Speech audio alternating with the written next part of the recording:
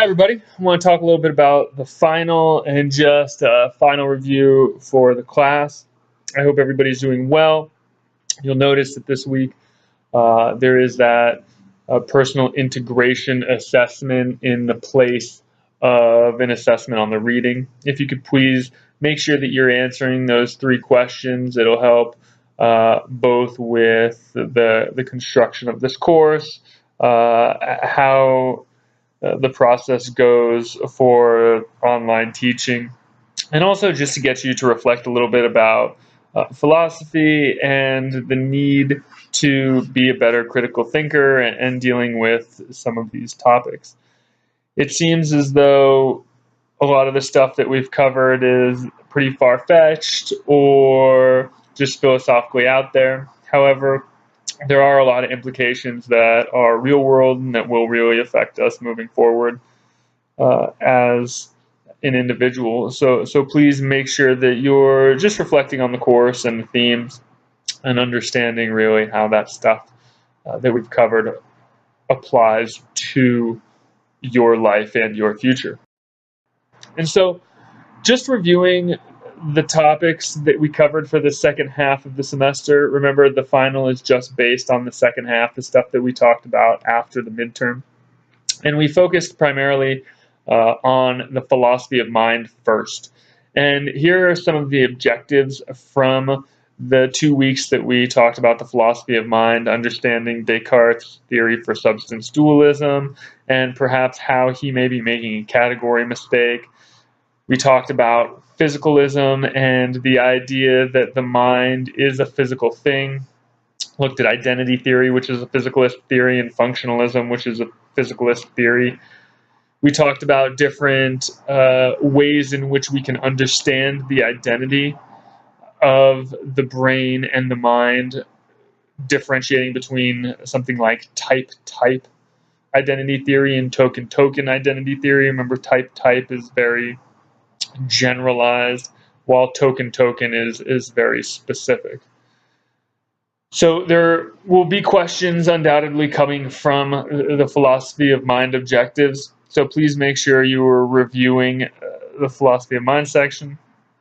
And if you have any questions, please catch me on one of the days in which I am having kind of a Skype session, and we can talk about it. If you have any personal questions or those times don't work, you can email me. We can set up another time, or I can answer you just via email.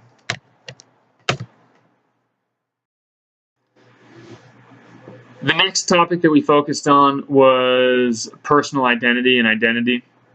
And we talked about really what makes a person persist through time. So really understanding the problems of each theory, whether it was the physical criterion theory, the soul criterion, the memory criterion, the difference between psychological connectedness and psychological continuity, and really understanding how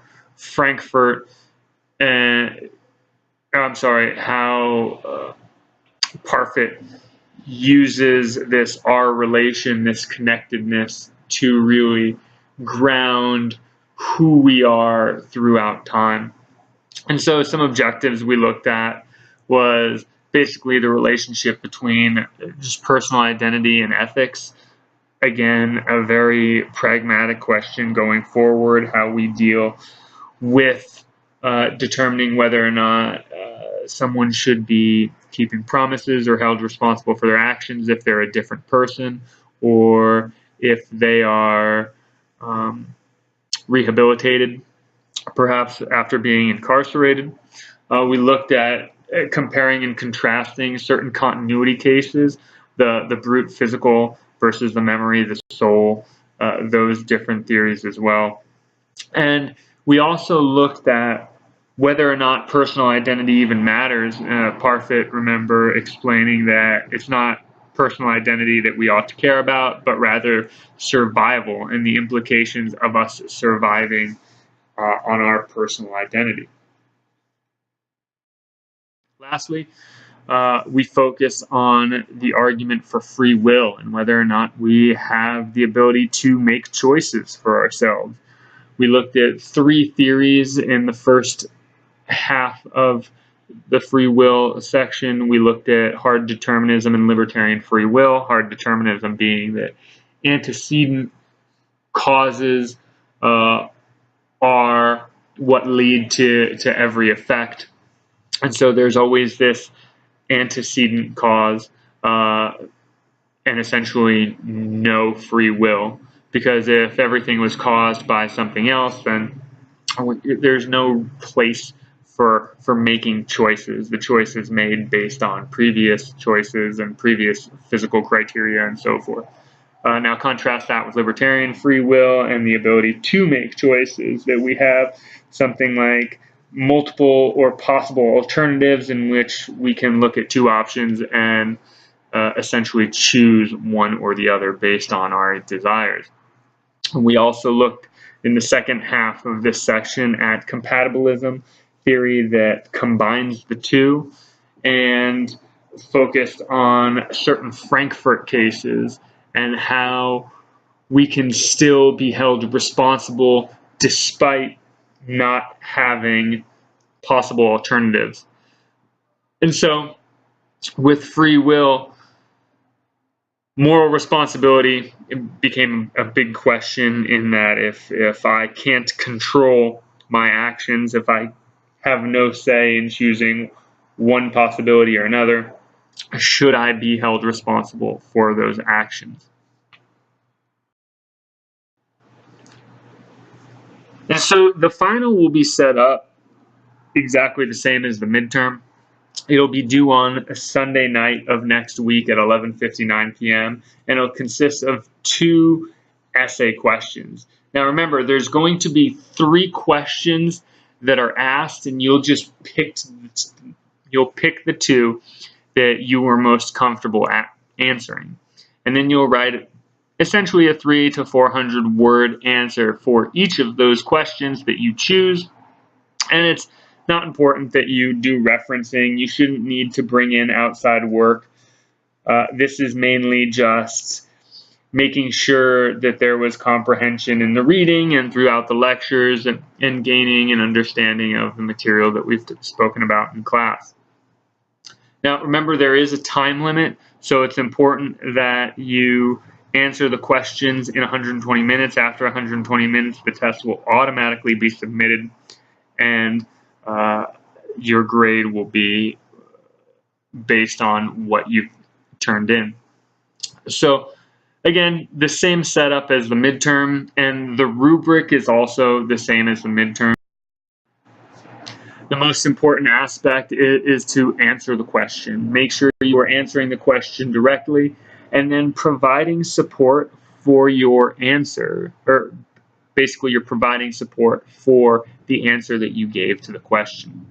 So your answer to the question will be the thesis statement to this 300-400 word short essay, and then you will use the rest of your time to provide examples and support for why you think that is the best answer for that question. And so you'll be graded primarily on whether or not you're answering the question, and then able to provide examples from the lecture and from the text to really support those answers. Since it's a timed test, spelling and grammar isn't necessarily too important. However, I do need to be able to understand what you're trying to get at. So make sure you're doing your best to utilize proper mechanics.